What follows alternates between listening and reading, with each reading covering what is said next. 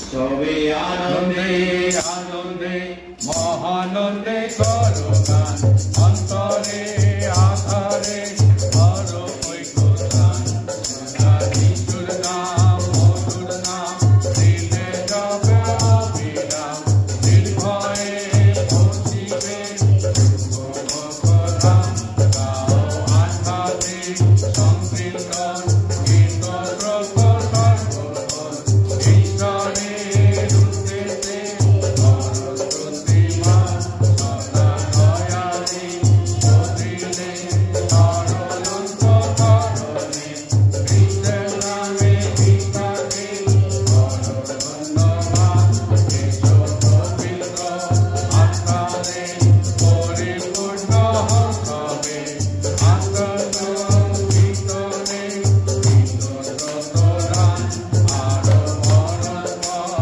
আলাপে আপন আপন হৃদয়ে প্রভুরে উদ্দেশ্যে করো প্রার্থনা একজনে সভায় অগ্নিগণ হয়ে সবই ঐক্যমত ঈশ্বরের উদ্দেশ্যে ধীরে করো গান যিশুর নাম কীর্তন হত্যা করে করি গান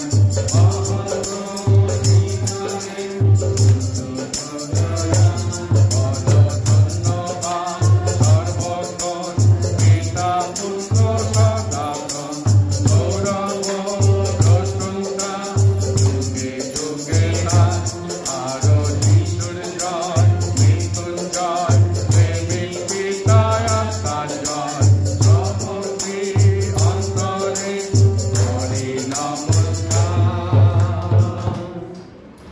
গান বই এবং বুলেটিনের পিছন দিকে গান বই এবং বুলেটিনের 26 সংখ্যা গান বই এবং বুলেটিনের পিছন দিকে 26 সংখ্যা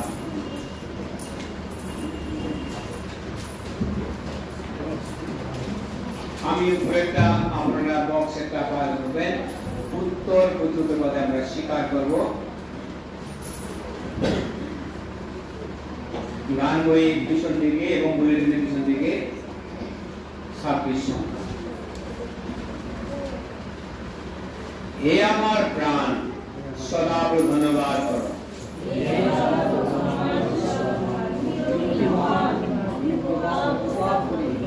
তুমি বস্ত্রের ন্যায় দীপ্তি পরিধান করিয়াছ আকাশ মণ্ডলকে চন্দ্রতাপের ন্যায় বিস্তার করিয়াছ জলের উপর উপস্থিত কাষ্ঠ স্থাপন করিয়াছেন তিনি মেঘকে আপনার রথ করিয়া থাকেন বায়ু পক্ষের উপরে গমনাগমন করেন তিনি বায়ু সকলকে আপনার দূত ও অগ্নির শিখাকে আপনার পরিচারক করেন তিনি পৃথিবীতে তাহার ভিত্তিমূলের উপর স্থাপন করিয়াছেন তাহা অনন্তকালের বিচলিত হইবে না তুমি সীমা স্থাপন করিয়াছ তিরোচল তাহা উল্লঙ্ঘন না করে যেন ফিরিয়া পৃথিবীকে আচ্ছন্ন না করে তিনি তলভূমিতে প্রহার প্রেরণ করিয়া থাকেন সে সকল পর্বতগণের মধ্যে ভ্রমণ করেন সে সকল মাঠে সমস্ত পশুকে জল দেয় ও বধগর্ভদের তৃষ্ণা নির্বারণ করে যে সকলে তীরে আকাশের পক্ষীগণ বাসা করে ডালের মধ্যে হইতে নিজ নিজ রব শোনায় তিনি আপন পক্ষ হইতে পর্বতে জল সেচন করেন তোমার কার্যের ফলে পৃথিবী তৃপ্ত হয় আমেন আসুন আমাদের ব্যক্তিগত প্রার্থনায় পারিবারিক ব্যক্তিগত নিজেদের পাপ আমরা নীরবতায় স্বীকার করি নীরবে আমরা স্বীকার করব পাপ আমরা গালাতীয় 2 অধ্যায় 20 পদ বাংলায় ওখানে লেখা আছে পিছনের দিকে আমরা করে দিই বিশ্বাস করতে আসলে স্বীকার করি আসুন আমরা পাপ নীরবে স্বীকার করি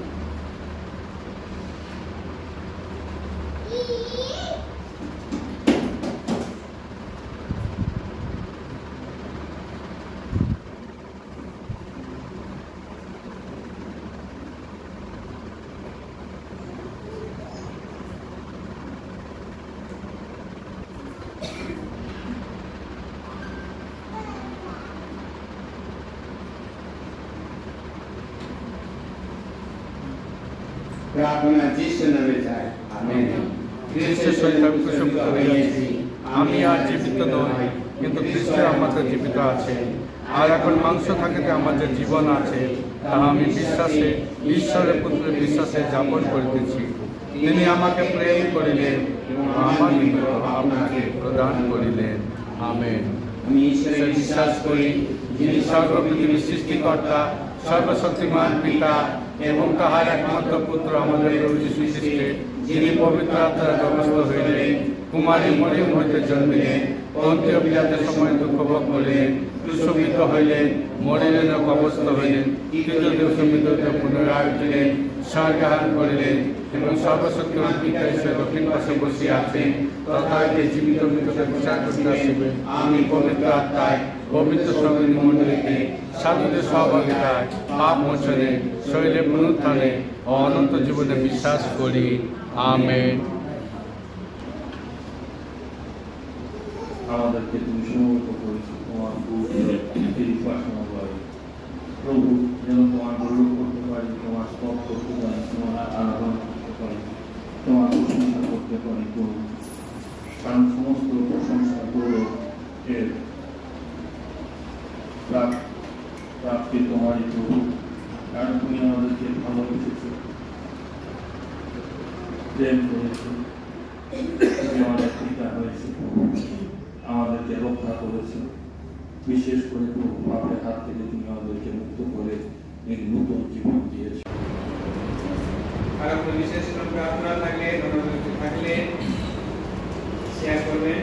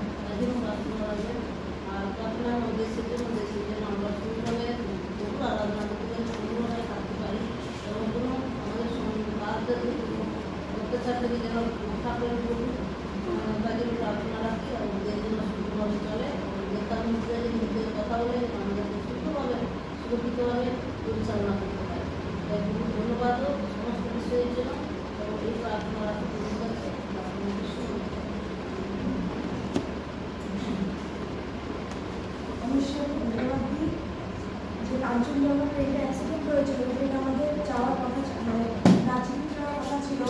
ওই ট্রেনটা আমরা ক্যান্সেল করে আমরা বাসে করলাম। আর যেদিন আমরা সকালে দার্জিলিং ঢুকলাম সেই সকালে ট্রেনটা অ্যাক্সিডেন্ট হয়েছিল, যেটা আমরা ক্যান্সেল করেছি। ঈশ্বরকে মানে আমি ধন্যবাদ দিই যে আমার ঈশ্বর রক্ষা করেছি। আমেন। কি নাম আপনার? আমার নাম মুনমুন মল্লিক।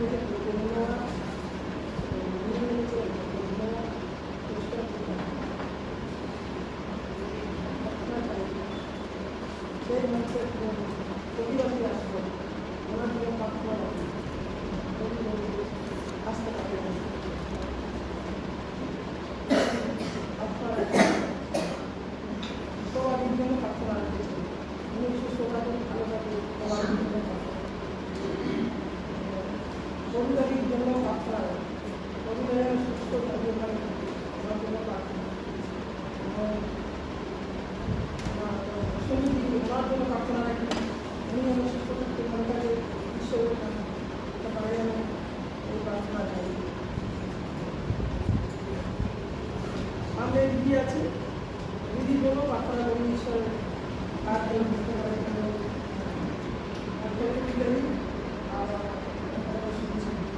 পরিবারের কাছে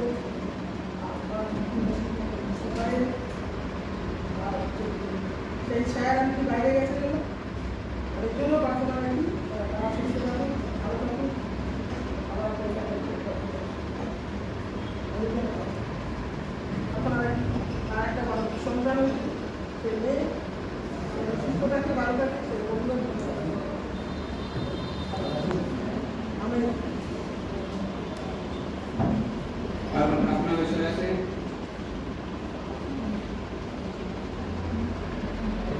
শুরু হচ্ছে আমাদের ভালো করে পরীক্ষা দিতে পারি, আমাদের ভালো প্রার্থনা করবেন, আমাদের প্রার্থনা করবেন, তার জন্য আমাদের জন্য প্রার্থনা করবেন, তার জন্য আমার জন্য প্রার্থনা করবেন।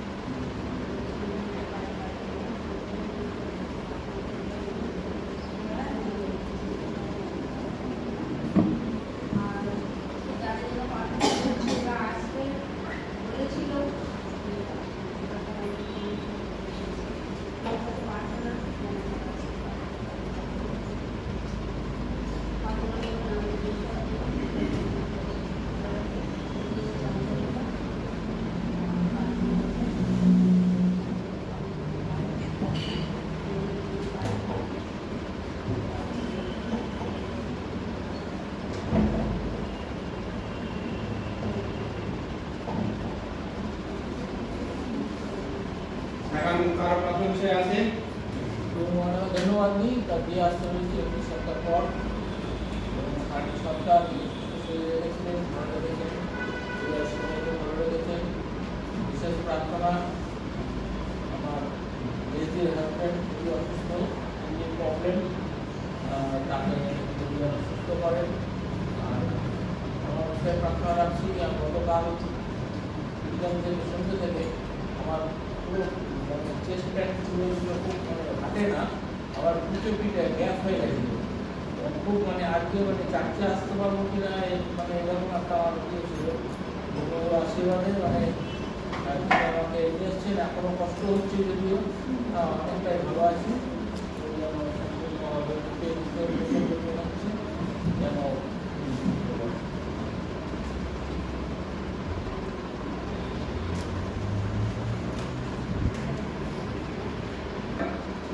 যেন প্রার্থনা করবো তিনি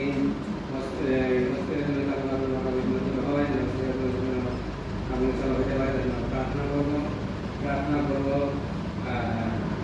তিনি সেমিনারের জন্য ছাত্র আমাদের আসতে পারে প্রার্থনা করবো, তিনি এদের স্কুলে যে বাচ্চারা শিক্ষা পায় তার জন্য প্রার্থনা করবো। মন্ডলের জন্য মন্ডলের সমস্যা আছে, সেই সমস্যা প্রার্থনা করবো। প্রার্থনা করতে পারবো আমাদের বৃদ্ধি পায় প্রার্থনা করবো। যারা প্রার্থনা না থাকে আসলে আমরা প্রার্থনা শুনলাম।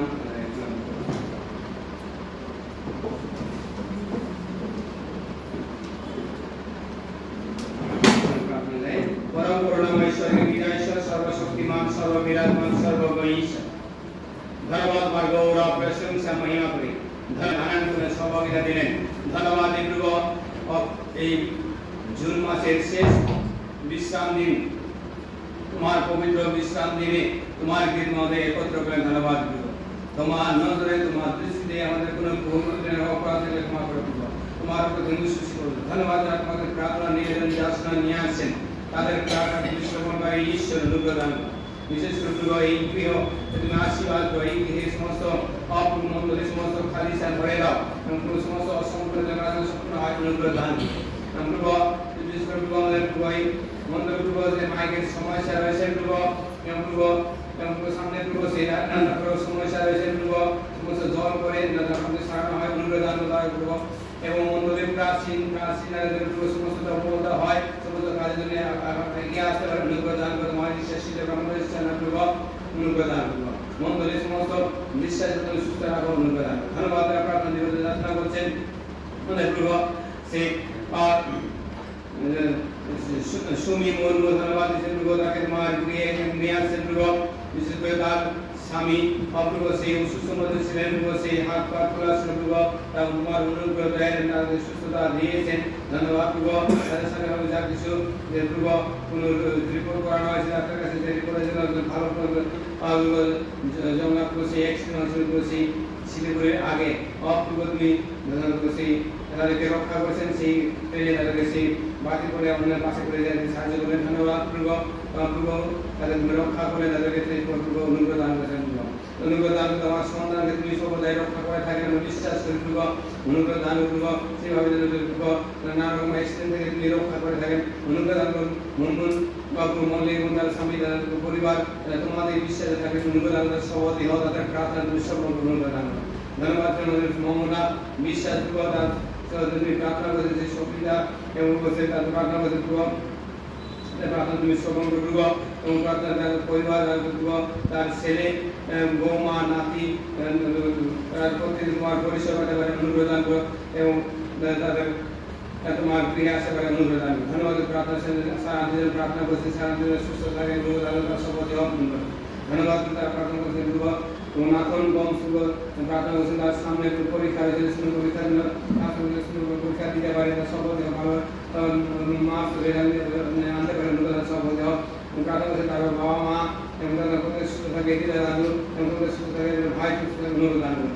ধন্যবাদ প্রার্থনা শুনেছেন প্রভু দান মঙ্গল ধন্যবাদ তার স্বামী অপূর্ব অসুস্থ মধ্যে দান স্পর্শ বিশ্বাস দান করবেন এবং গ্যাস সাহায্য করার ধন্যবাদ প্রার্থনা শুনেছেন যারা তোমাকে প্রার্থনা নিবেদন যাচনা করতে পারেনি অন্তর্যামী ঈশ্বর তাদের প্রার্থনা শ্রবণকারী ঈশ্বর তাদের প্রার্থনা তুমি গ্রহণকারী ঈশ্বর তাদের প্রার্থনা তুমি শুনেছেন বিশ্বাস করে অনুগ্রহ দান করবো এবং এই মন্ডলীর অপূর্বর্তী বিশ্বাসের প্রার্থনা তুমি শ্রবণকারী ঈশ্বর মন্ডলী নয় বিভিন্ন মন্ডলীতে যারা তোমার প্রিয় আছেন তাদের প্রার্থনা তুমি শ্রবণকারী ঈশ্বর পশ্চিমবাংলার আশীর্বাদ পশ্চিমবাংলার মুখ্যমন্ত্রী রাজ্যবাসীর আশীর্বাদ প্রদান তোমার নেতৃত্বে পরিচালিত হয় এবং জেলা শাসক মহকুমা শাসক পঞ্চায়েত শাসক পৌরসভা শাসক তরফ থেকে তুমি আশীর্বাদ করব এবং তোমার প্রার্থনা করি আমাদের যে রাজ্যের আইন শৃঙ্খলা যেন সুন্দর পরিচালিত হয় প্রদান করো আমাদের দেশের প্রধানমন্ত্রী রাষ্ট্রপতি মুখ্যমন্ত্রী তোমার জ্ঞান পরিচালিত হয় প্রদান করো ধন্যবাদ প্রত্যেকের প্রার্থনা শুনেছেন যারা অসুস্থ মধ্যে রয়েছেন তাদের দয়া করে করোনা সুস্থতা দান করব যারা বিভিন্ন রোগের আক্রান্ত রক্ষা করো অনুগ্রহ দান করো ধন্যবাদ প্রার্থনা ত্রাণকর্তা যিশুর নামে আমেন। সকলে বাধাই আমাদের গানবয়ে আসুন হে করুণা ময় বিরাজ হৃদয়া সনে বুঝিতে তোমারে আজি বুঝিতে তোমারে আজি বাসনা সবার মনে এসো হে করুণা ময় তব দাস দাসী জাত হইয়াছি সমবেত তব দাস দাসী জাত হইয়াছি সমবেত তৃপ্ত কর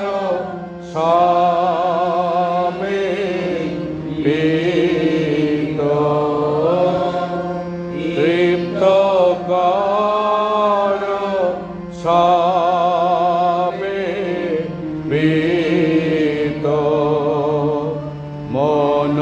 মনোমত আশীর্বাদে এসো হে করুণা ময়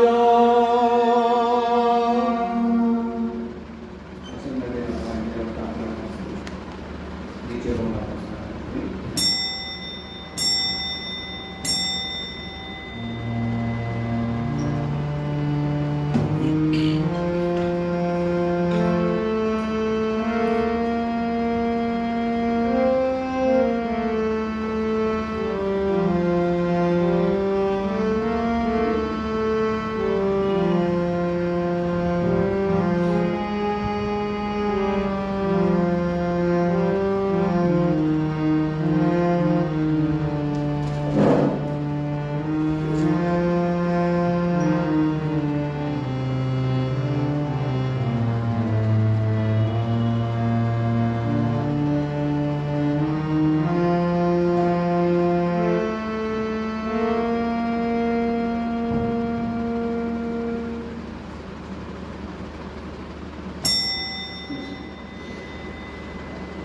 হে ঈশ্বর শিরনে প্রশংসা তোমার অপেক্ষা করেন তোমার উদ্দেশ্যে মানব পূর্ণ করা যাইবে এ প্রার্থনা শ্রবণকারী তোমারই কাছে মতমাত্র আসিবে তোমরা সব সভাগারে প্রবেশ করো প্রশংসা সভা তাহার প্রাঙ্গণে প্রবেশ করো তাহার স্তব করো তাহার নামে ধন্যবাদ পবিত্র পবিত্র পবিত্র বাহিরে সদা প্রভু স্বর্গমান সিংহাসন এই পৃথিবী তোমার পাদবী, তোমার নামে নির্মিত, এই উপরিগুলো আপনার মন্দ রেখে তুমি দিয়েছো তোমার এই গৌরব প্রশংসা আরাধনা করার জন্য।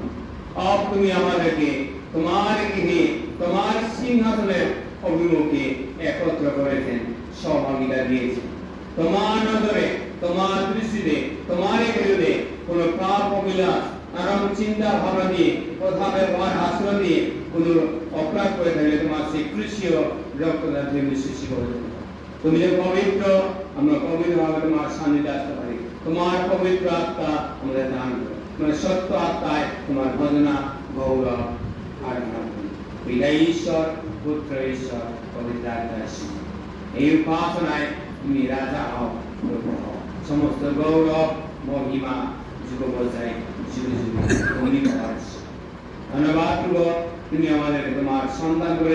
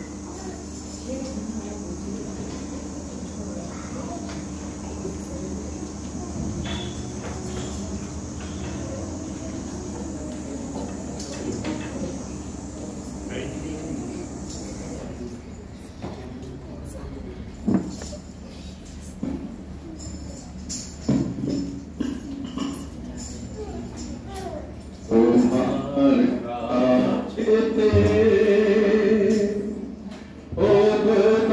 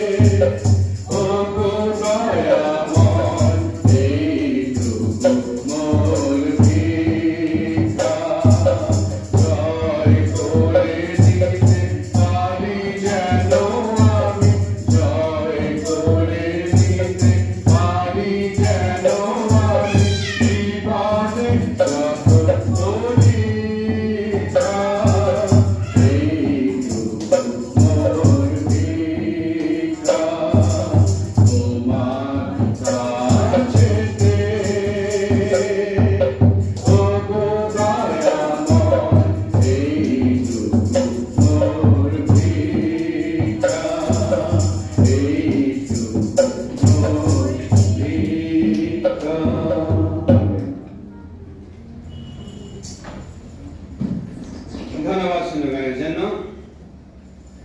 সানডে স্কুলের বাচ্চারা সামনে আসো। যত আছে সব বাচ্চারা আসো সামনে।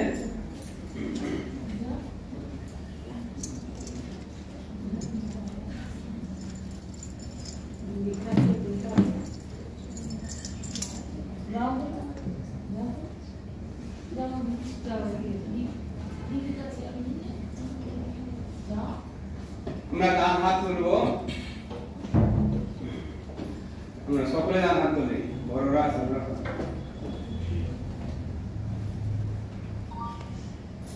দশ আজ্ঞা। প্রথম আজ্ঞা, আমার সাক্ষাতে তোমার অন্য দেবতা না থাকুক। দ্বিতীয় আজ্ঞা, তুমি আপনার নিমিত্ত পতিত প্রতিমা নির্মাণ করিও না। তৃতীয় আজ্ঞা, তোমার ঈশ্বরের নাম কলঙ্ক লইও না। চতুর্থ আজ্ঞা, তুমি বিশ্রাম দিন স্মরণ করিয়া পবিত্র করিও। পঞ্চম আজ্ঞা, তোমার পিতাকে তোমার মাতাকে সমাদর করিও। ষষ্ঠ আজ্ঞা, নরহত্যা করিও না। সপ্তম আজ্ঞা, নির্বিচার করিও না। অষ্টম আজ্ঞা, চুরি করিও না। নবম আজ্ঞা, তোমার প্রতিবেশীর বিরুদ্ধে মিথ্যা সাক্ষ্য দিও না। দশম আজ্ঞা, তোমার প্রতিবেশীর কোন বস্তুকে লোভ করিও না। আমেন। আমরা অনেকবার এই বিষয়টা জানি, অবসেট বিষয়টি, কিন্তু আমরা এখানে যে অংশটা বাক্যাংশের মধ্যে দেখছি, পথের দ্বারা রোমীয় মণ্ডলীদের একটা বিবাদ সৃষ্টি হয়েছে। ছিন্নত অছিন্নত, আত্মার পক্ষে শারীরিক পক্ষে বিবাদ তৈরি হয়েছে। সেই বিবাদকে কিভাবে পৌল ঈশ্বরের বাক্যের দ্বারা খণ্ডন করেছিলেন এবং ঈশ্বরের বাক্যের যে সত্যতাকে তুলে ধরেছিলেন, সেই বিষয়ে আমরা আজকে আমাদের মণ্ডলী আমরা আলোকপাত করব। প্রার্থনা করি। পবিত্র ঈশ্বর, তোমার ধন্যবাদ দিই, আজকের একটি সুন্দর বিশ্রাম দিনে তোমার বাক্যের সম্মুখে আমাদের আসতে সাহায্য করেছ।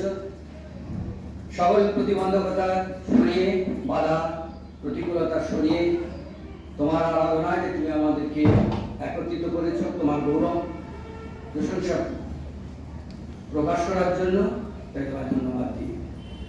তোমার অমৃত বাক্য তুমি আমাদেরকে দিয়েছ, যে বাক্যের শিক্ষায় আমরা আলোকিত হয়েছি, যে বাক্যের প্রত্যাশায় আমরা আশান্বিত হয়েছি, যে বাক্য আমাদের জীবনে চলার পথকে পরিষ্কার করেছে, যে বাক্য আমাদের বিশ্বাসে ভিতকে মজবুত করেছে, সেই বাক্য তোমারই বাক্য, তোমার বাক্যের শিক্ষা যেন আমরা নিতে পারি, সাহায্য করো। তোমার পবিত্র আত্মার দ্বারা আমাদের প্রত্যেককে তুমি পরিচালনা করো।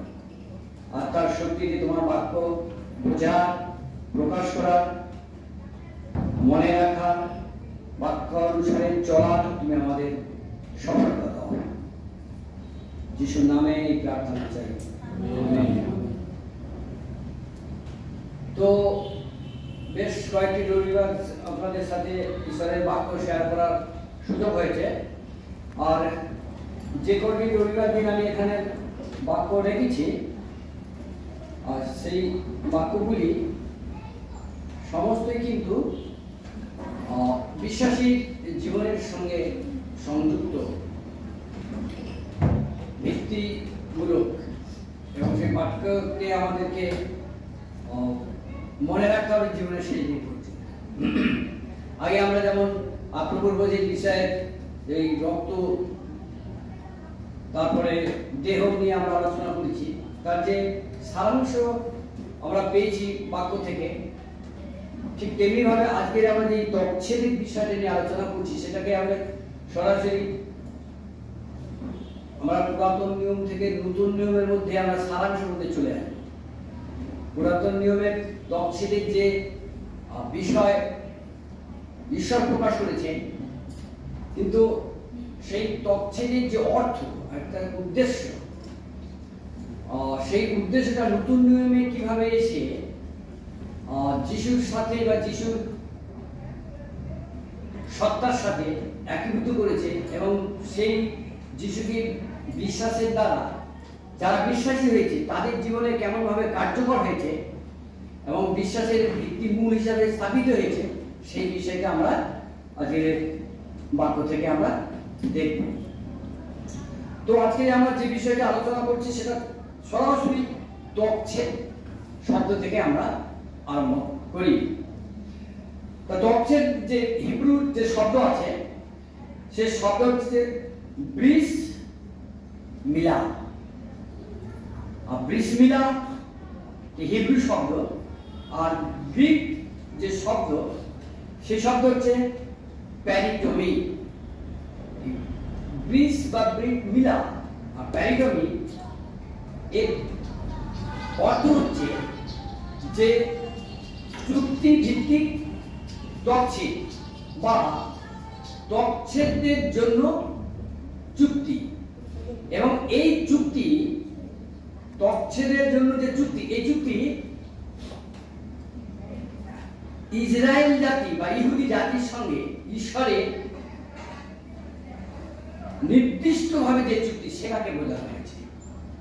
কেন আমরা জানি অব্রাহামিক যে তচ্ছেদ, আমরা মনে করি বা আমরা হয়তো জানি যে তচ্ছেদ মানে ওখান থেকে আরম্ভ হয়েছে, কিন্তু ইতিহাস যদি আমরা দেখি তাহলে দেখব যে তচ্ছেদ অব্রাহামের আগে থেকেও ছিল এবং সেটা তাদের প্রথা হিসাবে ছিল।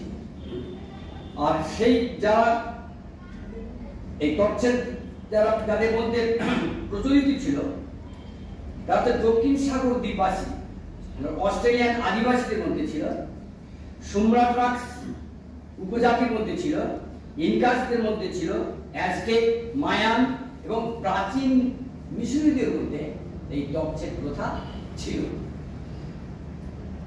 তো এই তচ্ছেদ প্রথার অতীতে এটা ছিল, কিন্তু যখন থেকে আমরা অব্রাহামের তচ্ছেদ এবং ঈশ্বরের সঙ্গে চুক্তির যে বিষয়টা আমরা ঠিক সূক্ষ্মভাবে ওই জায়গাটায় শর্ত আমরা দেখব, সেটাই হচ্ছে বাইবেলের তচ্ছেদ বা অব্রাহামের সঙ্গে অব্রাহামের বংশের সঙ্গে ঈশ্বরের যে চুক্তি, তচ্ছেদের চুক্তি, সেইটাই খ্রিস্ট বিশ্বাসী বা বাইবেলের তচ্ছেদ বা বিশ্বাসীদের তচ্ছেদ।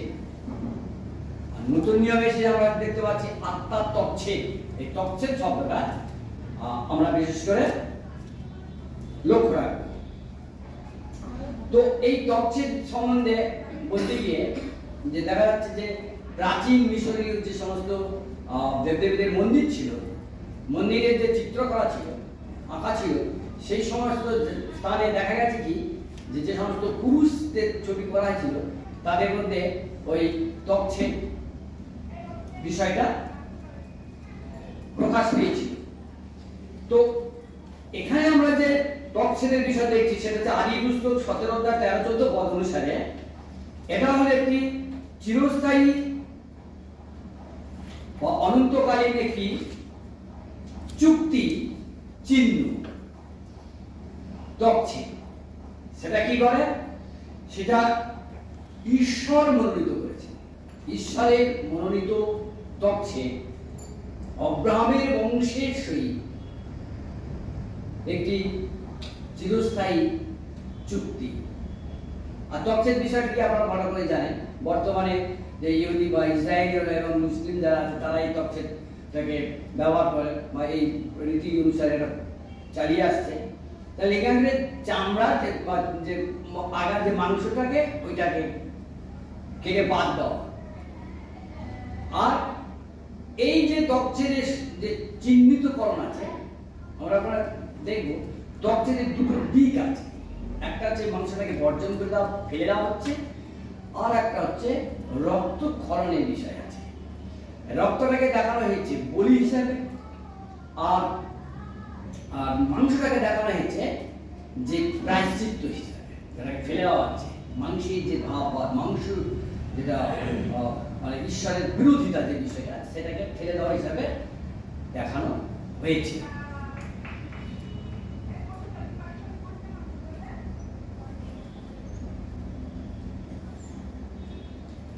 ঈশ্বরের সহিত অব্রাহামের বংশের যে ত্বকছেদের যে চুক্তি বা বিষয় প্রকাশ করা হয়েছে, সেটা কেবলমাত্র শারীরিক নয়, এটা আধ্যাত্মিক এবং এটা ঈশ্বর কেন্দ্রিক।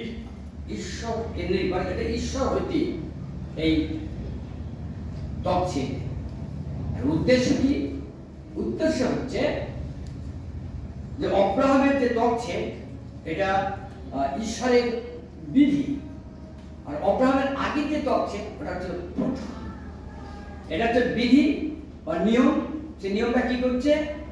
এই নিয়মটা অন্যান্য যে বিষয়গুলো আছে ত্বকছেদের মতো, বা বলির যে বিষয়গুলো আছে, বা ঈশ্বরীয় কিছু চিহ্ন আছে, সংকেত আছে, বা অনেক কিছু বিষয় পুরাতন নিয়মে প্রকাশ করা হয়েছে বা উচ্চ ছিল, যেটাকে একটি বিষয়কে নির্দিষ্ট করার জন্য, একটি বিষয়কে আগামী দিনে প্রকাশ করার জন্য, এবং পুরাতন নিয়মের যে উদ্দেশ্য, সেই একই উদ্দেশ্য নতুন নিয়মে গিয়ে সেটাকে কি করা হচ্ছে, আরো বিস্তারিতভাবে প্রতিফলন ঘটানো হয়েছে বা প্রতিফলিত হয়েছে। তো আমরা একটু সাধারণভাবে দেখি যে যারা ত্বকছেদ প্রাপ্ত, প্রথাগতভাবে ত্বকছেদ প্রাপ্ত, আর যারা ঈশ্বরীয় বা অব্রাহামিক চুক্তির মধ্যে যারা ত্বকছেদ প্রাপ্ত, তাদের মধ্যে আমরা যদি তুলনা করি, তাহলে আমরা বা আমরা যদি উদাহরণ দিই, তাহলে আমরা দেখবো যে সকলে আমরা ভাত খাই, আমাদের সকলে আমরা প্রজাতি যারা আছি সকল খাই, কিন্তু দেখবেন যখন ঈশ্বর বিশ্বাসীরা বা যারা খ্রিস্টান বিশ্বাসী, এক কথা খ্রিস্টানরা বা বিশ্বাসীরা যখন ভাত খায়, তখন প্রার্থনা করে খায়। খাচ্ছি আমরা সবাই, কিন্তু দেখা যাচ্ছে যখন খ্রিস্টানরা খাচ্ছে, তারা প্রার্থনা করে খায়। ঠিক তেমনিভাবে যে যে ত্বকছেদ পুরাতন নিয়মে যেটা ছিল, এবং সেই ত্বকছেদটাকে বিশেষ করে যখন ঈশ্বর অব্রাহামিক ত্বকছেদ হিসাবে, ঈশ্বরের চুক্তির ত্বকছেদ হিসাবে একটা মুদ্রাঙ্কিত করছে, একটা সিম্বল দিচ্ছে, তার বৈশিষ্ট্য কি? যে বৈশিষ্ট্য ঈশ্বরের সঙ্গে চুক্তি, ঈশ্বরীয় চুক্তি। এবং সেই চুক্তিটা কি হচ্ছে, যে অন্যান্য যে জাতির মধ্যে যে ত্বকছেদ প্রথা ছিল, তাদের সঙ্গে এই অব্রাহামিক ত্বকছেদের একটা পৃথকীকরণ, একটা পৃথক তাদের জীবনযাত্রা, তাদের পৃথক চলাফেরা, পৃথকভাবে ঈশ্বরের সাথে সংযুক্ত করবার ঈশ্বরীয় ব্যবস্থার অধীনস্থ ভাবে তারা থাকবে। এটা হচ্ছে ঈশ্বরের সঙ্গে চুক্তি হয়েছে। আর আমরা বাইবেলের অনেক জায়গাতেই আমরা সেটা পাই। দ্বিতীয় বিবরণে 10 অধ্যায় যদি আমরা 16 পদ পড়ি, সেখানে আমরা পাবো। আমরা একটু আগে আদি পুস্তকে আমরা দেখেছি, আমরা দ্বিতীয় বিবরণে 30 অধ্যায় 6 পদ যদি আমরা দেখি, সেখানে পাবো। জিএসকেল 44:7 আমরা পাবো। নতুন নিয়মে প্রেরিত 7:51 পাবো। আজকে আমরা যে অংশটা পাঠ করছি 2:28, সেখানেও আমরা পাবো। কলেজীয় 2:11 আমরা এই একই বিষয়, ত্বকছেদের বিষয়, একটি চিহ্নকরণ, একটা ত্বকছেদের একটি বাহ্যিক একটা শারীরিক বিষয়, সাথে সাথে তার যে অভ্যন্তরীণ যে বিষয়টা, সেই বিষয়ের জন্য প্রকাশিত হয়েছে। সেটা কি প্রকাশ করা হয়েছে? বলা হয়েছে শুধু চামড়ার ত্বকছেদ নয়, শারীরিক ত্বকছেদ নয়, আত্মার ত্বকছেদ। আত্মার ত্বকছেদ, তাহলে আত্মার ত্বকছেদটা তাহলে কি? শারীরিক যে ত্বকছেদ আমরা জানবো, আত্মার ত্বকছেদ তার বিষয় দেখাতে গিয়ে তার বৈশিষ্ট্য প্রকাশ করা যেভাবে, আত্মার ত্বকছেদ হচ্ছে হৃদয়ের শুদ্ধিকরণ, আত্মার দ্বারা প্রভাবিত হওয়া, আত্মার দ্বারা প্রভাবিত হওয়া, আর হৃদয়ের শুদ্ধিকরণ এবং পবিত্র আত্মার দ্বারা পবিত্রকরণের প্রকাশ, যা একটি চুক্তির একটা শর্ত বা অবলম্বনের মধ্যে আবদ্ধ। তাহলে এটা কি? আত্মার তকছেদ হচ্ছে কি? শুদ্ধিকরণ। আত্মার তকছেদ হচ্ছে কি? আত্মার দ্বারা প্রভাবিত হওয়া। আত্মার তকছেদ হচ্ছে কি? আত্মিক জীবনের মধ্যে প্রবেশ করা। এটা কি? একটা শর্ত সাপেক্ষ, এটা একটা চুক্তি। আর এই চুক্তি, এই শর্ত, এটাই হচ্ছে ব্যবস্থা। আর এই ব্যবস্থা হচ্ছে চিরস্থায়ী ব্যবস্থা, যে চিরস্থায়ী ব্যবস্থা ঈশ্বর অব্রাহামের বংশের সহিত যে চুক্তি করেছিলেন। শুধু আমরা কি যদি দেখি যে কেবলমাত্র এই তকছেদের চুক্তি বাইবেলের মধ্যে চুক্তি হিসাবে দেখানো হয়নি, আরো অনেক চুক্তি আছে, আরো অনেক চিহ্ন আছে, আরো অনেক সংকেত আছে। এই যে বিষয়গুলো আমরা এই সংকেত, চুক্তি, আওয়াজ, রব, ঈশ্বরের সেই বার্তা, এই ঘোষণা, এই সব কিছু কিন্তু একটি জায়গায় এসে নিবদ্ধ করা হয়েছে, একটি জায়গায় এসে দেখানো হয়েছে বা থামা হয়েছে, এবং সেই যে জায়গাটাকে চিহ্নিত করা হয়েছে, নির্দিষ্ট করা হয়েছে, তার প্রকাশ সেটা কি হতে পারে আর সেটা কি, সেটা পরবর্তীতে আমরা নতুন নিয়মে যখন আমরা দেখি তখন আমরা সেটাকে দেখতে পাই। বাইবেলের যদি আমরা দেখি, ইতিহাস থেকে যদি বাইবেলের প্রথম তকছেদ দেখতে পাওয়া গিয়েছিল প্রায় 6500 বছর থেকে 6000 বছরের মধ্যে, অর্থাৎ খ্রিস্ট জন্মের 650 থেকে 6000 বছরের সেই চিত্রকলা থেকে বা ওই অব্রাহামের তকছেদের যে বিষয়গুলো সেখানে প্রথম আমরা দেখতে পাই। আর এই তকছেদের একটা নিয়ম ছিল, সেটা হচ্ছে 8ম দিনের একটা তকছেদের বিষয় ছিল। চিকিৎসা শাস্ত্র যদি দেখি আমরা সেখানে দেখবো যে চিকিৎসা শাস্ত্র থেকে বলা হচ্ছে যে 8 দিনের তকছেদ কি, 8 দিনের দিন একটা শিশুর শরীরে কি হয়, ভিটামিন কে সর্বোচ্চ পরিমাণে থাকে। সেটা কি হয়, সেটা যখন তার শরীরে ক্ষত হয়, সেটা রক্ত ক্ষরণ বন্ধ করে এবং রক্ত জমাট বাঁধতে সাহায্য করে। 8 দিনের দিনে যে তকছেদ যে করা হতো, সেটা একটা বিজ্ঞান ভিত্তিক, যদিও তার পরবর্তী বিজ্ঞানের রিসার্চ করে হয়তো পেয়েছে সেটা, কিন্তু এতে যে 8 দিনের দিনে যে তকছেদে সেটা এটা শিশুর মঙ্গলের জন্য বা তার ক্ষয়ক্ষতি যাতে না হয় সেই জন্য 8 দিনের আগে কিন্তু না, 8 দিন থেকে তার পরবর্তী সময় যত্নই হতে পারে। আমরা যদি জানি যে ইসলামের মধ্যে যে তকছেদ মনে হয় 8 দিনে হয় না, ওরা অনেকটা বেশি, 8 বছরের দিকে মনে হয় 6-8 বছরের মধ্যে ওরা সেটাকে করে। কিন্তু পুরাতন নিয়মে যখন আমরা যে তকছেদটাকে আমরা দেখছি, সেই তকছেদটার চুক্তিটা কার সঙ্গে হচ্ছে? এই চুক্তি হচ্ছে ইসরায়েলের সাথে, অব্রাহামের সন্তান ইসাকের যে তকছেদ, সেই তকছেদের সাথে। এখন প্রশ্ন হচ্ছে যে ইসাকের যে 8 দিনের দিন যদি তকছেদ হয়ে থাকে, তাহলে ইসমাইলের কত বয়স ছিল? ইসলামটা কি করে 8 দিনের দিনে, তাহলে ইসমাইলের একটা আনুমানিক বয়স অনুসারে ওরা সেটাকে কি করে, ইসমাইলের তকছেদটাকে ইসলামটা ধরে নিয়েছে। ইসমাইল যেহেতু বড় ছেলে, সেহেতু ইসমাইলের হয়েছিল। কিন্তু আমাদের শাস্ত্র, আমাদের বাইবেল আমাদের কাছে কি বলেছে, ইসমাইলের না, ইসাকের সঙ্গে চুক্তি ছিল, ইসাকের সঙ্গে চুক্তি ছিল। ইসাকের ছিল সেই সারা অব্রাহামের সেই পুরোপুরি অবস্থার সন্তান, তার সঙ্গে সেই স্বাধীন সন্তানের সাথে চুক্তি ছিল, যার দ্বারা ঈশ্বরের গৌরব প্রশংসা অনন্তকাল পর্যন্ত থাকবে, যে বংশের দ্বারা উদ্ধারকর্তা আসবে, পরিত্রাতা আসবে। যে চুক্তি ঈশ্বর করেছিলেন সেটা অব্রাহামের সাথে। ইসাকের 8 দিনের দিন 8 দিনের দিন এই তকছেদ হয়েছিল। তো এই 8 দিনের একটা গুরুত্ব একটা আছে। আমরা যদি 8 দিনটাকে এইভাবে ধরি, কারণ প্রথম 5 দিন যদি আমরা প্রথমে সাধারণ সৃষ্টিটা দেখি, যদি 6 দিন যদি আমরা মনুষ্য সৃষ্টি দেখি, আর 7 দিন যদি দেখি, যদি ইসলামের জন্য আলাদা একটা দিন তৈরি করা, তাহলে দেখবো এই 5 দিন বা 6 দিন, এই 6 দিন 5 দিন 6 দিনের জন্য এখান থেকে সমস্ত পৃথিবী মানে 5 দিন যে পৃথিবী সৃষ্টি করেছে, উদ্ধস্ত এবং নিম্নস্থ যা কিছু কর্তৃপক্ষ যা কিছু বুঝি, আকাশ মন্ডল যা বুঝি, আর 6 দিনের থেকে মানুষকে সৃষ্টি করেছে, যেটা মানুষ সমস্ত পৃথিবী মানে মানুষ এবং পৃথিবীস্থ যা কিছু আছে, সমস্ত পৃথিবী ঈশ্বরের উদ্দেশ্যে জয়ধ্বনি করে। কবে? 7ম দিন, যেটাকে বলা হচ্ছে বিশ্রাম দিনে।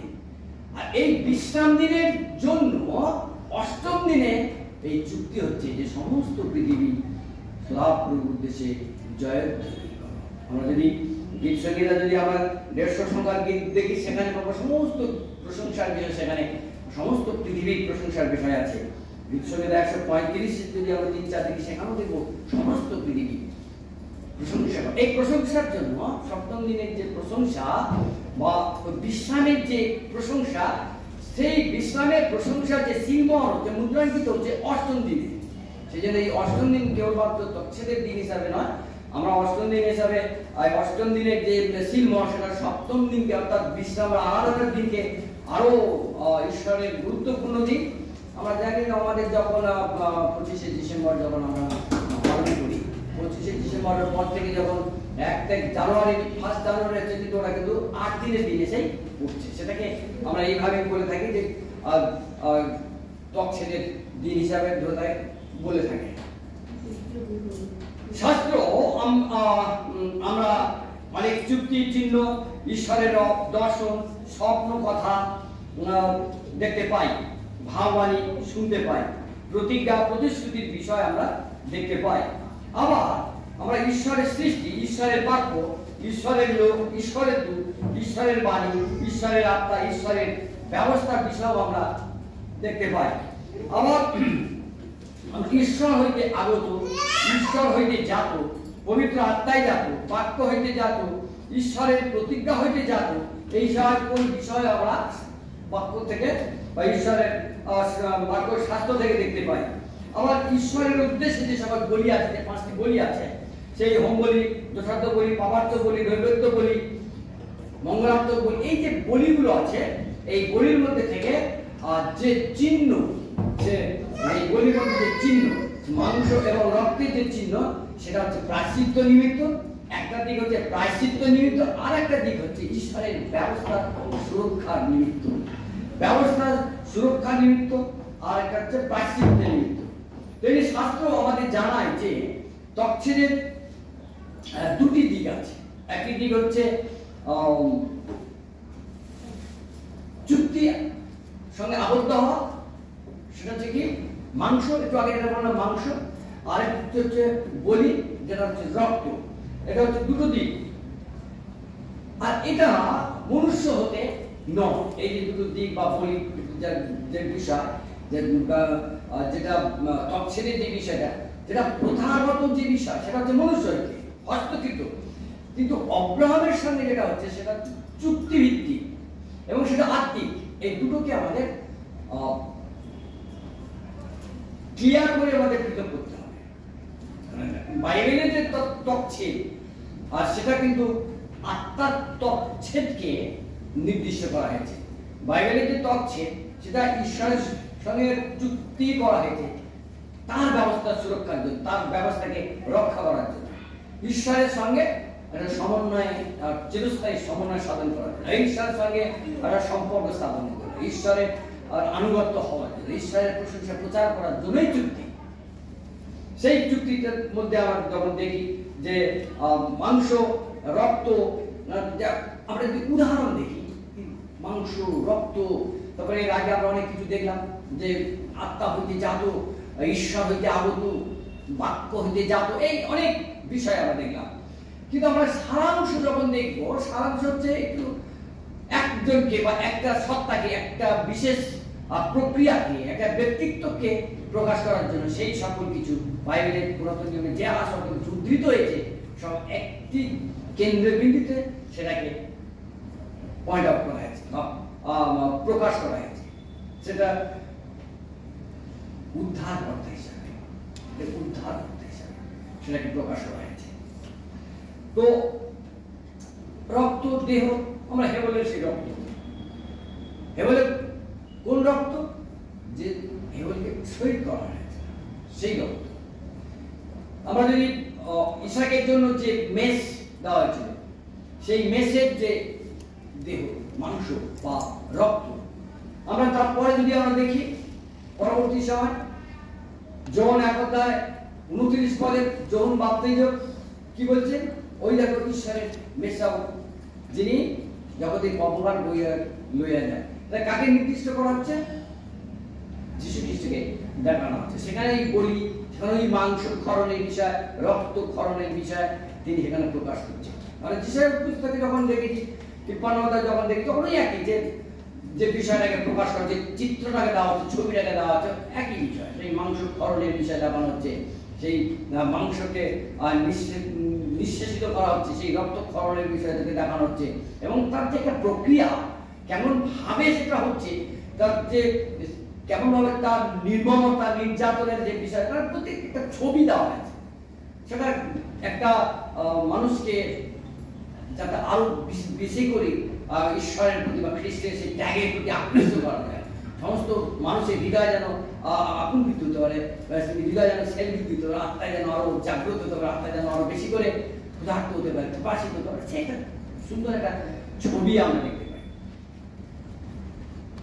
তো এখানে আমরা যখন হেবলের যে রক্ত বিষয় দেখছি, বলির যে রক্ত বিষয় দেখছি, মাংস, তারপরে আপনার দেহ, সেখানে আমরা যৌনের যখন সাক্ষ্য দিচ্ছে, যখন বাপের সাক্ষ্য দিচ্ছে, ওই দেখো মানুষকে দেখাচ্ছে, জানাচ্ছে, প্রচার করছে, শোনাচ্ছে। আবার ঈশ্বর নিজে ইব্রু 11:4 বলে তিনি আবার ঈশ্বর নিজে আবার হেবলের ওই রক্তের সাক্ষ্য দিচ্ছে, হেবলের জন্য তাকে সাক্ষ্য দিচ্ছে। আবার যদি নতুন নিয়মের ভিতরে চলে আসি, তখন যীশু খ্রিস্ট নিজেই দাবি করছে, নিজেই সাক্ষ্য দিচ্ছে যে আমি সেই মেষ, উত্তম মেষ বালক কি করছেন, মেষদের জন্য আমার প্রাণ সমর্পণ করার জন্য তৈরি হয়ে গেছে, প্রস্তুত হয়ে। এটা যীশু যে প্রস্তুত হচ্ছেন তা নয়, তিনি ওই অতীত থেকে, অর্থাৎ সেই ঈশ্বরীয় যে প্রতিজ্ঞা, ঈশ্বরীয় প্রতিজ্ঞা থেকে পুরাতন নিয়মের যে ভাববাদীতে সেই বাক্যের পূর্ণতা হিসাবে তিনি যখন আসছেন, তিনি একবার প্রথম থেকেই রেডি হয়ে আসেন, একদম সম্পূর্ণ প্রস্তুতি হয়ে তিনি আসছেন। তিনি যীশু খ্রিস্ট জন্মগ্রহণ করে তারপরে নিজেকে প্রস্তুত করেছেন তা কিন্তু নয়, তিনি প্রস্তুত হয়ে আসছেন, কারণ তাকে প্রস্তুত করা হয়েছে। কারণ তিনি কোথা থেকে আসছেন? তিনি জগৎ থেকে আসছেন না, তিনি জাগতিক কোনো উপাদান নয়, তিনি জাগতিক কোনো ব্যক্তিত্ব নয়, তিনি আসছেন পিতা হইতে, তিনি আসছেন বাক্য হইতে, তিনি আসছেন ঈশ্বরের প্রতিজ্ঞা হইতে, তিনি সর্বইতে আসছেন। অতএব যীশু খ্রিস্টের যে পূর্ণতা আমরা এখানে দেখতে পাচ্ছি, সেই পূর্ণতার বিষয়ে আগাম পূর্ণতার বাক্য কিন্তু ঈশ্বর পুরাতন নিয়মের মধ্যেই দিয়ে দিয়েছে, তার জাতিকে সমৃদ্ধ করার জন্য, আব্রাহামের বংশে যারা আসবে তাদেরকে আরো গেঁথে তোলার জন্য, তারা না দিমানা না হয়ে পড়ে, তারা ওই ফিরে না যায়, পরবর্তীদের কাছে তারা চলে গিয়েছিল, শুধু পরবর্তীদের কাছে যায়, ফিরে যায়নি, তারা প্রতিমত আবদ্ধ ছিল। সেই জন্য বারবার যখন ভাববাদীরা এসেছে তাদেরকে কি করেছে, খালি ফিরে আসার আহ্বান আছে বাইবেল অনেকবার, ফিরে এসো। নতুন করে তারা আবার আরম্ভ করেছিল ঈশ্বরের সঙ্গে পথ চলা, কিন্তু আবার অনেকে ফিরে চলে গিয়েছিল। আমরা জানি যে যারা ফিরে চলে গিয়েছিল তাদের ঈশ্বরের কি প্রতিফল ছিল, কতগুলো আঘাত ছিল, কত রকম ভাবে তাদেরকে মারা হয়েছিল, অগ্নির দ্বারা মারা হয়েছিল, জলের দ্বারা মারা হয়েছিল, খড়গের দ্বারা মারা হয়েছিল, পরজাতিদের কাছে তাদের যুদ্ধের দ্বারা, নির্যাতনের দ্বারা, বন্দিত্বের দ্বারা, জানি আমরা ইতিহাস, জানি। কিন্তু কাদেরকে দিয়ে এই পথ চলা? যারা অবশিষ্টাংশ, অর্থাৎ এই অবশিষ্টাংশ কারা? যারা ফিরে এসে ঈশ্বরের সঙ্গে পথ চলা আরম্ভ করছে, এই ব্যবস্থার পথে যারা চলেছে, তাদের সঙ্গে তাদেরকে নিয়ে, তাদের জন্য এই ব্যবস্থা, পুরাতন নিয়মের যে ব্যবস্থা, নতুন নিয়মের যে ব্যবস্থা, একই ব্যবস্থা। কাদের জন্য? যারা ঈশ্বরে মনোনীত, যারা পৃথক হয়েছে, তচ্ছেদের দ্বারা মানে পৃথকীকরণ দেখানো হয়েছে। এখানেও নতুন নিয়মে এসে দেখানো যারা পৃথক হয়েছে, বাইবেলে বারবার বলছে যে জগৎ পতনের পূর্ব থেকে আমি তাদেরকে আহ্বান করেছি, মনোনীত করেছি, যীশু খ্রিস্টে তাদেরকে আমি কি করেছি? পৃথক করেছি, আলাদা করেছি। আলাদা যে জাতি, আলাদা যে গোষ্ঠী, আলাদা যে দল, তাদের যীশু খ্রিস্ট সেখানে এসে বলছে যে আমি সেই রক্ত, আমি সেই রক্ত, আমি সেই মাংস। আমরা যদি সরাসরি চলে যাই, হেবলের রক্ত, মেষের মাংস, মেষের রক্ত, কোন মাংস? যে তকছেদের যে মাংস, যে তকছেদের যে বলি, সেটা কি সেই তকছেদের যে উপাদান বা তকছেদের যে উদ্দেশ্য, সেই উদ্দেশ্য কি? ঈশ্বরের থাকা, এখন শুধু থাকা, ব্যবস্থা সুরক্ষা করা, ব্যবস্থার মধ্যে আবদ্ধ হওয়া, সেই বিষয়টা যীশু খ্রিস্ট সে নিজেই বলছেন আমি সেই ব্যবস্থা। আমি সেই টক্সিন, আমি সেই রক্ত, আমি সেই মাংস, আমি সেই রুটি, অনেক দাবি আছে, অনেক দাবি আছে। কিন্তু আজকে আমরা বিশেষ করে সেই টক্সিনের সেই বিষয়টাকে আমরা দেখব। সুতরাং যিশু প্রভুর বোঝে এসে শেষবারের মতো তিনি দাবি করেই বলছেন এটা আমার রক্ত বা এটা আমার মাংস। যে টক্সিনের মাংস, টক্সিনের যে বিষয়টা দেখি কোন মাংস, যে মানুষকে নির্যাতিত করা হয়েছে, যে মাংসের দ্বারা প্রায়শ্চিত্ত, মাংসের দ্বারা মাংসের ভাবকে, যাবতীয় মাংসের ভাবকে কি করা হচ্ছে, পরিত্যাগ করা হয়েছে। আমি সেই রক্ত বলির রক্ত, যেটা প্রায়শ্চিত্ত, পাপের প্রায়শ্চিত্তে। আমরা যিশু খ্রিস্ট যে প্রভুর সময় লাস্ট সাপার যেটাকে বলা হয়, প্রভুর সময় তিনি নিজেই সর্বত কিছু বলে দিয়েছেন, বাইরে থেকে বলতে হয়নি। আমরা বাইরে থেকে এখান থেকে দেখতে পাচ্ছি, পুরাতন নিয়ম থেকে দেখতে পাচ্ছি যে যিশু যে উচ্চারণ করছেন, বলছেন, তার জন্য আগে থেকেই যিশুকে সেইভাবে তৈরি করে পাঠানো হয়েছে। একটা প্রস্তুতি বিষয়, একটা প্রস্তুত করা, রেডি করা একটা ব্যক্তিত্বকে, বিষয়কে তুলে ধরা আছে। সে কিন্তু যিশু এসে কি করছেন, সেটাকে প্রজেক্ট করছে, সেটাকে ঈশ্বরের সেই বাক্য অনুসারে, তারপরে প্রতিজ্ঞা অনুসারে, ভাববাদীদের দ্বারা, সর্বদূতদের দ্বারা, যিশু খ্রিস্টের উদ্ধারকর্তা থেকে যা বলা হয়েছে সেটা তিনি কিন্তু পরিপূরণ করে চলেছেন, একেবারে জন্ম থেকে স্বর্গারোহণ পর্যন্ত। আমরা জানি জন্মটা কিভাবে হয়েছিল, পবিত্র আত্মায় যাতে হয়েছিল, কুমারী ঔরসবিহীন ভাবে, এই যে এখান থেকে একটা সংকেত দেওয়া হয়েছিল, ঔরসবিহীন ভাবে। তা পৃথিবীতে হয়নি কোনো সময়, কেউ জন্মগ্রহণ করতে পারেনি, পারেন না, বিজ্ঞান এখনো পর্যন্ত জায়গাটা থেমে আছে। ঔরস বাবা মা ছাড়া কোনো সন্তান উৎপন্ন হতে পারে, কিন্তু যিশু খ্রিস্টের ক্ষেত্রে, মূল্যের ক্ষেত্রে সেটা হয়েছিল। কোন শক্তিতে হয়েছিল? ঐশ্বরিক শক্তি, পবিত্র আত্মার শক্তি। সেই শক্তিকেই বলা হয় ঈশ্বরের পরাক্রম শক্তি। যেটা আমরা যেটা বুঝতে পাই না, যেটা আমরা ভাবতে পাই না, যেটা চিন্তা করতে পারি, সেটাই হয়ে থাকে, সেটাই হয়ে যায়। সেই শক্তির দ্বারা যিশু এসে এখানে বলছি, এটাই আমার রক্ত, এটাই আমার মাংস, এটাই আমার জীবন। এই রক্ত মাংস কি করতে পারে? তোমাকে একটা জীবন দিতে পারে। এই রক্ত মাংস তোমাকে একটা ব্যবস্থা, নিয়ম দিতে পারে। যে নিয়মটাকে আমরা সরাসরি নতুন নিয়ম বলে আমরা দাবি করতে পারি, বা যিশু নতুন নিয়মে দাবি, চিহ্ন, সংবাদ, চুক্তি, প্রতিজ্ঞা, টক্সিন, মাংস, রক্ত, মেসের রথ, বার্তা, ঈশ্বরের বাক্য, বা পুরাতন নিয়মে ঈশ্বর যে সকল কিছু প্রকাশ করছেন তা কেবল মাত্র এক অস্তিত্বে, এক ব্যক্তিত্বে, এক সত্তা, এক চিহ্নে আবদ্ধকরণ হয়েছে। আর সেই চিহ্ন বা সেই ব্যক্তিত্ব, সেই প্রকাশকরণ উদ্ধারকর্তার জন্য, সেই উদ্ধারকর্তা, তার নাম ত্রাণকর্তা, তিনি হলেন আমাদের সকলের প্রভু যীশু খ্রিস্ট। আমেন।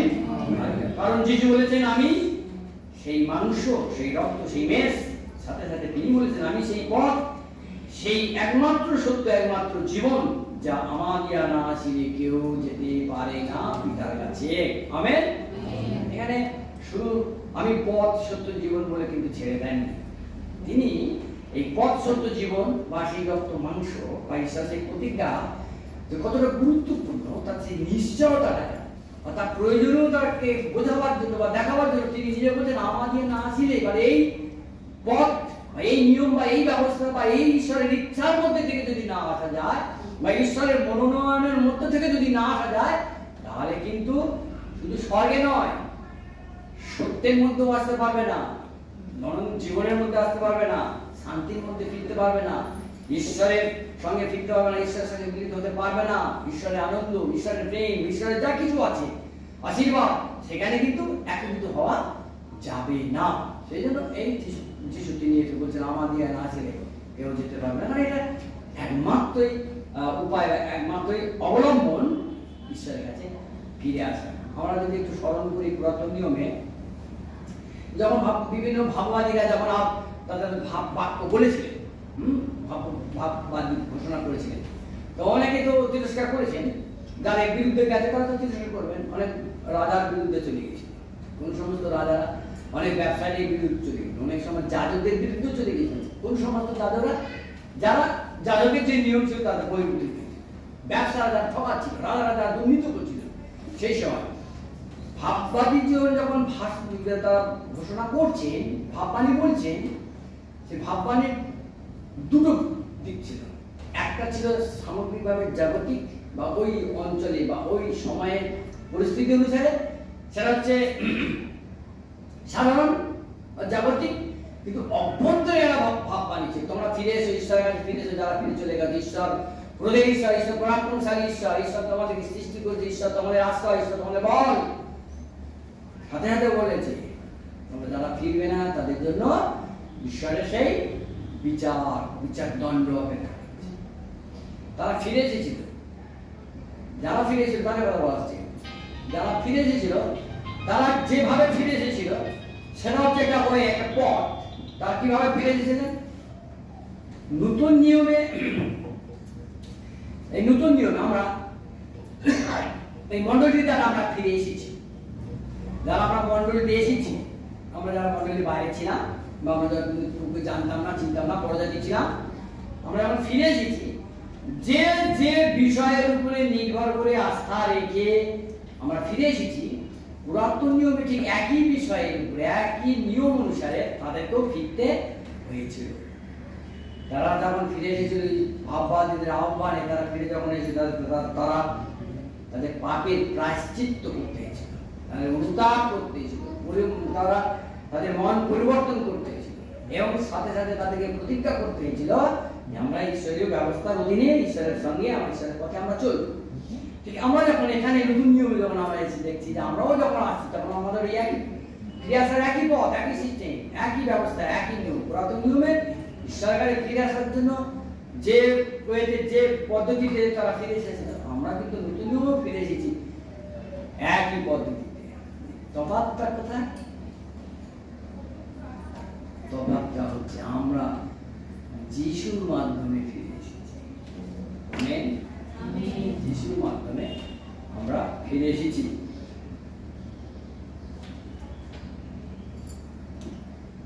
যিশু বলছেন আমি সেই নতুন নিয়ম, আমি সেই নতুন নিয়ম, রক্ত মাংস মেষ বলি প্রতিজ্ঞা, আমি সেই অব্রাহামিক চুক্তি, অব্রাহামের চুক্তি, আমি সেই অব্রাহামের চুক্তি, আমি সেই বলি, আমি সেই রক্ত। পুরাতন নিয়মে বলি আর নয়, তৎসের আর নয়, দাসত্ব আর নয়, পরাধীনতা, দাসত্ব, বন্দিত্ব আর নয়, কারণ আমাদের পাপের প্রায়শ্চিত্ত জন্য প্রভু যীশু খ্রিস্ট নিজেই রক্তের বলি মাংস নিজেই দিয়েছে।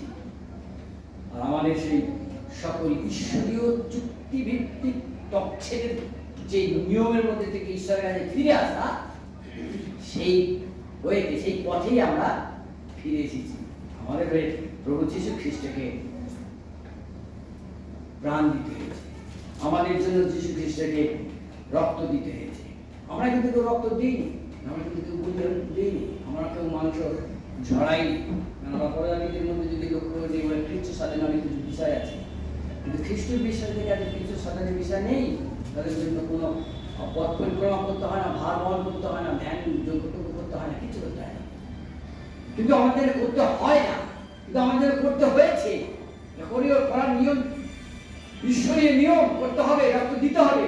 কারণ বাইবেল বলছে, এগুলো যদি আবার 9:22 দেখি, সেখানে দেখতে পাবো যে রক্ত সেচন ব্যক্তি রেখে পাপ মোচন হয় না। আর আমাদের পাপ মোচন তো একদম করেছে, যেটা আপনার করার কথা ছিল, যেটা আমাদের পিতৃপুরুষদের করার কথা ছিল, সেটা কিন্তু একদম করেছে। তাকে এই জন্যই পাঠানো হয়েছে, কারণ ঈশ্বর জগৎকে তাকে এই জন্যই পাঠিয়েছেন যেন তিনি আমাদের সব ওই ভার বা আমাদের সেই সব রক্তক্ষরণ, আমাদের মাংসের বিষয়, আমাদের সেই মানে বিচারের বা শয়তানের সেই সকল কিছু কর্তৃত্ব, পরাজয়তা তিনি কি করেন, নিজে তুলে নেন, আমাদেরকে স্বাধীন করেন। গালাতে 5:1-13 যদি আমাদেরকে সেখানে দেখতে পাবো, আমরা দাসত্ব নয়, কিন্তু আমাদেরকে তিনি স্বাধীন করেছেন। আমেন। তিনি আমাদেরকে স্বাধীন করেছেন, তিনি আমাদের সমস্ত পাপের প্রায়শ্চিত্ত তিনি করে দিয়েছেন, তিনি আমাদের নতুন জীবন দিয়েছেন, নতুন ভাবে বাঁচার একটি প্রত্যাশা দিয়েছেন, প্রেরণা দিয়েছেন এবং পথও দিয়েছেন, আর একটা নতুন নিয়মও দিয়েছেন। তাহলে আমরা দেখি যে যিশুর রক্তে পাপ মোচন আমরা ধার্মিক গণিত হয়েছি। শুধু পাপ মোচনে আমরা একটা জায়গায় থেমে যাইনি, কিন্তু পাপ মোচনের সাথে সাথে আমরা ধার্মিক গণিত হয়েছি। যিশুর রক্তে আমাদের নতুন জীবন প্রাপ্ত হয়েছে। সেই নতুন জীবনে এমন একটা জীবন, সেটা হচ্ছে অনন্ত জীবন, চিরস্থায়ী জীবন।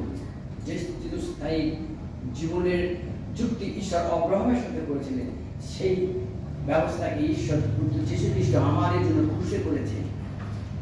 ঈশ্বরের সন্তান হয়েছি, যেমন শুধু সন্তান নয়, ঈশ্বরের সন্তান হওয়ার সাথে সাথে ঈশ্বরীয় অধিকার, ঈশ্বরীয় যে সকল উপহার যে সকল আছে, সেই সকল কিছু আমরা প্রাপ্ত হয়েছি।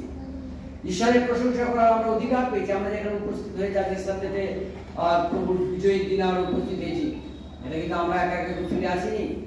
আমরা আমাদেরকে অধিকারের মধ্যে আমাদের এই অধিকার পাইয়ে দিয়েছে, আমাদেরকে একত্রিত করেছেন, আমাদেরকে জড়ো করেছেন।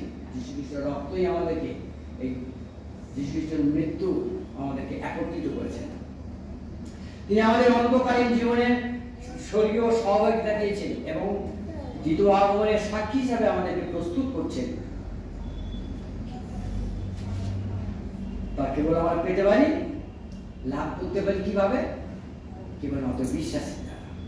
পুরাতন যে তকছে, নতুন নিয়মের আত্মার তকছে, যা হৃদয়ের বিদগ্ধতাকে দেখানো হয়েছে, যা হৃদয় পরিবর্তিত হওয়াকে দেখানো হয়েছে, ঈশ্বরকে থাকাকে দেখানো হয়েছে, আধ্যাত্মিকতা নম্রতাকে দেখানো হয়েছে, বিশ্বাস প্রেম প্রত্যাশাকে দেখানো হয়েছে, বাক্যের প্রতি বাধ্যতাকে দেখানো হয়েছে এবং অনন্ত স্বর্গীয় জীবনের উৎস, স্বর্গীয় জীবনের প্রতীক হিসাবে দেখানো হয়েছে, যা নতুন নিয়মে বাপ্তিস্মকে প্রকাশ করেছে, বাপ্তিস্ম চিহ্নিত করেছে। এইখানে আমাদের জানা প্রয়োজন। তো আমরা যখন অনেকটার সঙ্গে অনেকটাকে কম্পেয়ার করে থাকি, তেমনি তকছে পুরাতন নিয়মে অব্রাহামের তকছে, নতুন নিয়মে বাপ্তিস্মের যে চুক্তি, বাপ্তিস্মের যে চিহ্ন, যে সাইন, সেটা কিন্তু একই বিষয় বা একই উদ্দেশ্যে একই ভাবে প্রকাশিত হয়েছে। আমরা এখানে দেখি বাপ্তিস্ম কাকে দেওয়া হয়। এই যে যিশুকে জানে না বা যিশু সম্বন্ধে তার কোনো পরিচয় নেই, যে শাস্ত্র দেয় না, তাকে কি বাপ্তিস্ম দেওয়া হয়? দীক্ষা দেওয়া হয়? তাকে কি তাকে দেওয়া হয় না? বাপ্তিস্ম তাকে দেওয়া হয় যে যিশুকে চিনেছে। যিশুকে চেনার জন্য তার যে সকল বিষয় আছে, আমরা দেখি পুরাতন নিয়মে ফিরে যাওয়া আর ঈশ্বরের কাছে ফিরে আসার জন্য যে শর্তের মধ্যে দিয়ে ফিরে আসতে হয়েছিল, ওটা শর্ত সাপেক্ষ চুক্তির মধ্যে আসতে হয়েছিল। শর্ত কি? তাদেরকে মন পরিবর্তন করতে হবে, তাদের যে ঈশ্বর থেকে দূরে চলে গেছে, তারা যে ভুল করেছে স্বীকার করতে হবে। এখানেও তাই, এখানেও বাপ্তিস্ম যে গ্রহণ করবে, যে সম্পূর্ণভাবে যিশুকে বিশ্বাস করবে, তার চিহ্ন বাপ্তিস্ম। পুরাতন নিয়মে যে ঈশ্বরের সঙ্গে একীভূত হয়ে চলবে, তার চিহ্ন তকছে। তো এখানে আমরা নতুন নিয়মে যে বাপ্তিস্ম যে নিতে যায়, তাকে কি করতে হয়?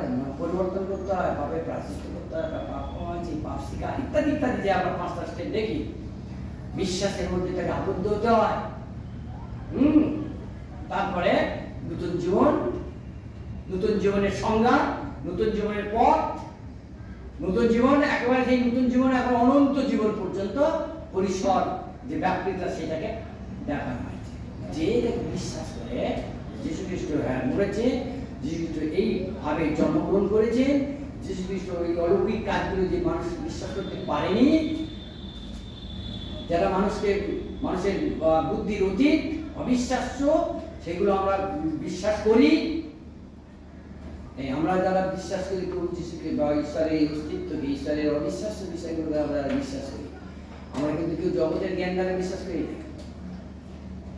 যদি আমরা প্রথম পর্যন্ত 12:3 দেখি, তাহলে আমার মধ্যে দেখতে পাবো, পবিত্র আত্মা আমাদেরকে যিশুকে খ্রিস্ট বলে, প্রভু বলে স্বীকার করতে সাহায্য করে। পবিত্র আত্মা আমাকে যিশুকে প্রভু বলতে শিখিয়েছে। আত্মাই আমাদেরকে ঈশ্বরীয় এই পরাক্রম কার্য সকল আমাদেরকে স্বীকার করতে, মেনে নিতে সাহায্য করেছে। অনেক কিছু বিষয় আছে আমরা মানতে পারি না, কিন্তু আত্মা আমাদেরকে মানতে সাহায্য করেছেন।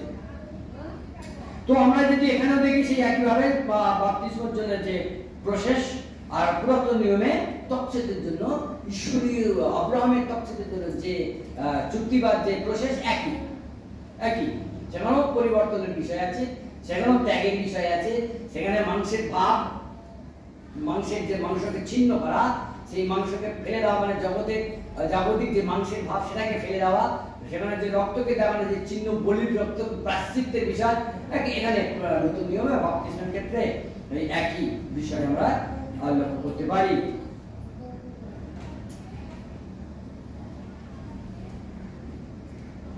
যেখানে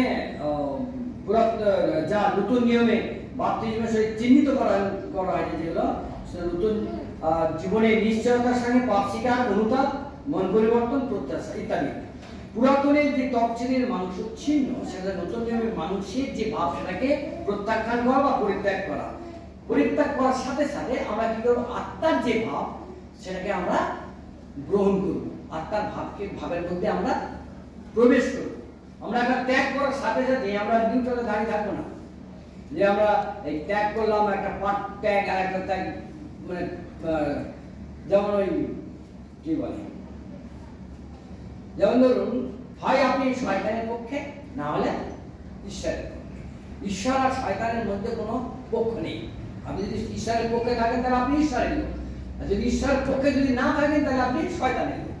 শয়তান আর ঈশ্বরের মধ্যে কোনো আর স্থান বা কোনো পক্ষ নেই।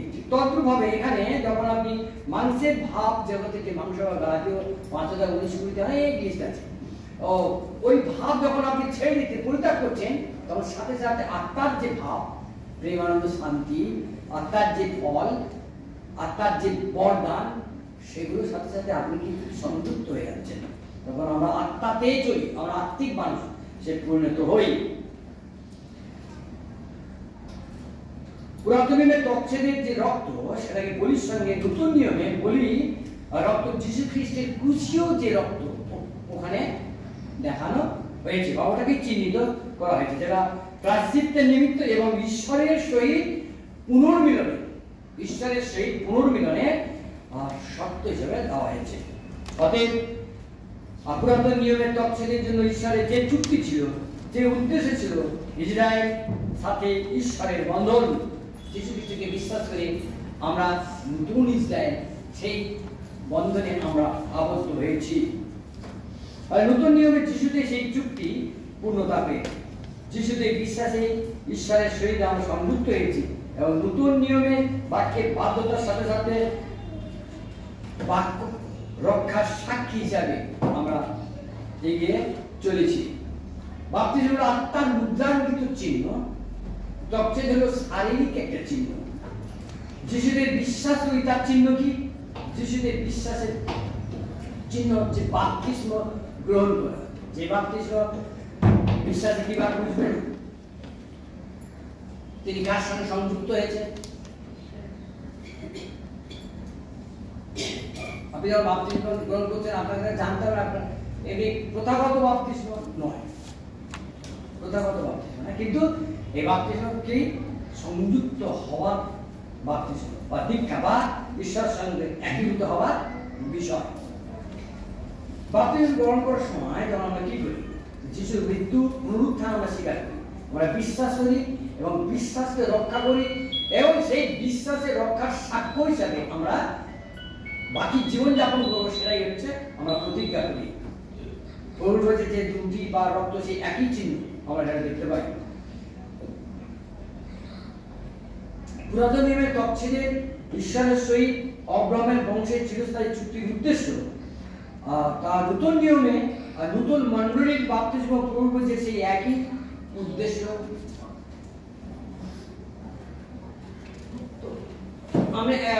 আমরা বলে এসেছি যে একই উদ্দেশ্যে ঈশ্বরের সকল কিছু করেছেন। তো একই উদ্দেশ্যে পুরাতন নিয়মে ইসরায়েলের সাথে বা অব্রাহামের বংশের সাথে, নতুন নিয়মে ইসরায়েলের সাথে অব্রাহামের বংশের সাথে আমরা কারা? আমরা নয় অব্রাহামের বংশ, আর আমরা ইসরায়েলের বংশ।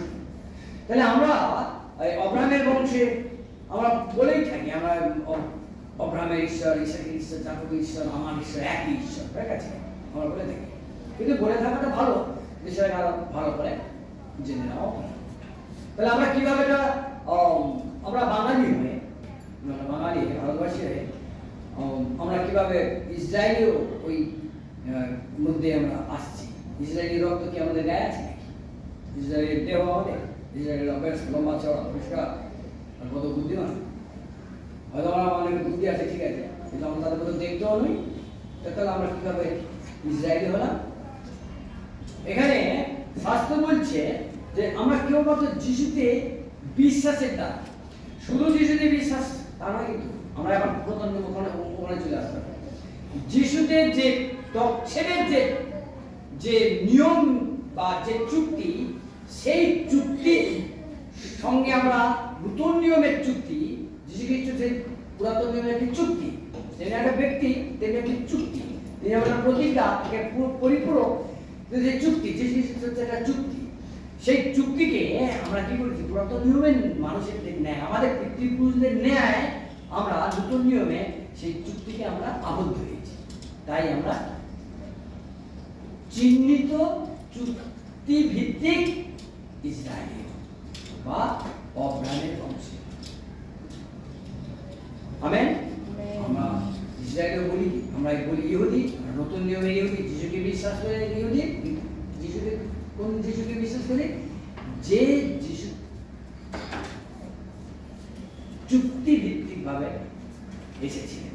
তচ্ছেদের চুক্তিতে যারা ইসরায়েলি হয়েছিল, সেসব অনেক ইসরায়েলি ছিল, কিন্তু কাদেরকে ইসরায়েল বলা হচ্ছে?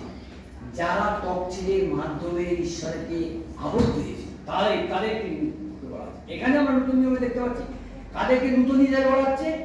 যারা সেই চুক্তির মধ্যে, যিশু হচ্ছে সেই চুক্তির মধ্যে যারা আবদ্ধ হয়েছে বা এই চুক্তিকে যারা মেনে নিয়েছে, স্বীকার করেছে, তাদেরকে ইসরায়েল বলা হচ্ছে। আমেন। আমরা সেটা আমাদের সাথে একীভূত করা হয়েছে, তো পূর্ণতা আমরা পেয়েছি। আমেন। আমরা সেই পূর্ণতায় পূর্ণ হয়েছি। এত সুন্দর বাক্য শিখতে পাই, অনেক কিছু পাই, মানে পাওয়ার আমি শেষ নেই। আমি প্রভুকে সত্যি ধন্যবাদ করি। প্রভুকে জানার পরে যে এত শান্তি, এত সুখ, এত সত্য ঈশ্বরকে জানা, এত সুখ আমি কখনো হারাতে চাই না। আমি যেন চিরকাল প্রভুর পথে থাকতে পারি এবং প্রভুর সেবা করে যেতে পারি। আমি কর্মজীবনে আছি, সময় মতো করতে পারি না, প্রভুর কাছে প্রার্থনা করুন আমি যেন তবু তার মধ্যে দিয়ে যেন ঈশ্বরের কাজ করতে পারি।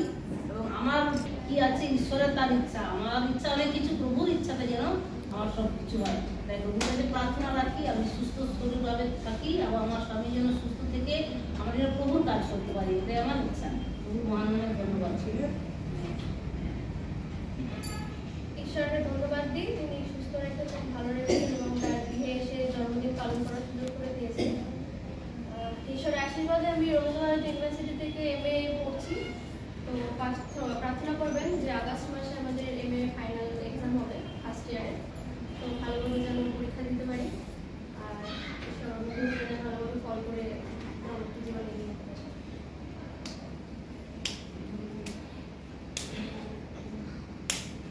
ধন্যবাদ যে তিনি প্রচুর আশীর্বাদ করেছেন আমাদেরকে, আমাকে বিশেষ করে, এবং একটি সুন্দর মণ্ডলীকে নেতৃত্ব করেছে। আজকে প্রায় আমার 68 বছর কমপ্লিট, 69 বছরে পদার্পণ করলাম। আশীর্বাদ দুদিন ধরে পেয়েছি, বিশ্বাস করো আগামীতেও তার আশীর্বাদ কখন আমাদের থাকবে, আমার প্রতি, আমার পরিবারের প্রতি তার আশীর্বাদ থাকে এবং আমার গুরু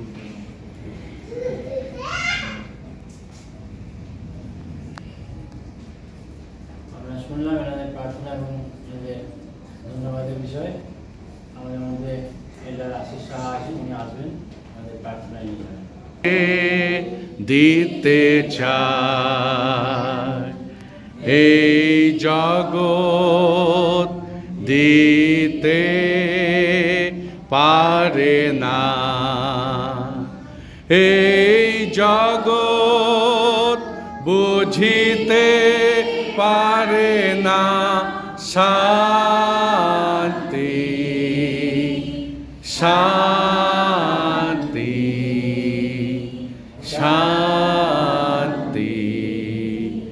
যিশু শান্তি তোমাদের দিতে চায়। আমাদের চেনা পরিচয় গান। Birthday to you, happy birthday to you,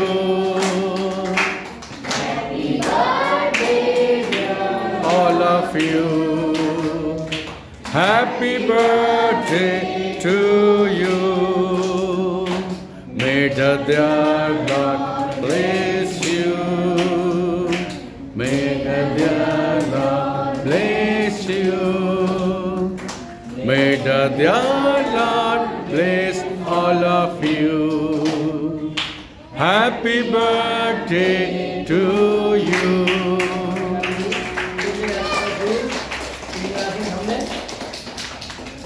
One, two, three.